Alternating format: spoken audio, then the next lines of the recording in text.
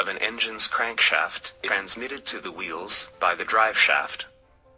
The gearbox changes the number of rotations of the driven wheels during one turn of the crankshaft. In low gear, the output of the engine is high, but the speed is low. In high gear, the car is faster and uses less fuel, but accelerates more slowly. The most common type of engine used in cars is the four-stroke Otto engine. It converts the alternating vertical motion of the pistons into the rotation of the crankshaft. The crankshaft drives the drive shaft and the camshaft through the timing belt.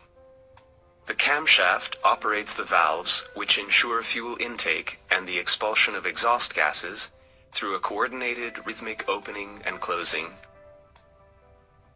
The first stroke is intake. The piston moves downwards, decreasing the pressure in the cylinder. The intake valve opens, and a mixture of air and fuel flows from the carburetor into the cylinder. The second stroke is compression. Both the intake and the exhaust valves are closed then. The momentum of the crankshaft and the counterweight causes the piston to move upwards, compressing the mixture of air and fuel, and thereby increasing its temperature. The third stroke is the power stroke. The spark plug ignites the compressed, heated mixture of fuel and air. The explosion pushes the piston down. The fourth stroke is the exhaust stroke.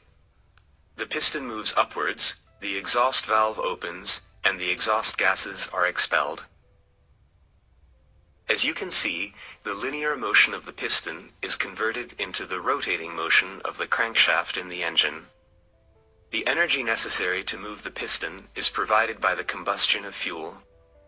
The fuel used in the four-stroke Otto engine is petrol.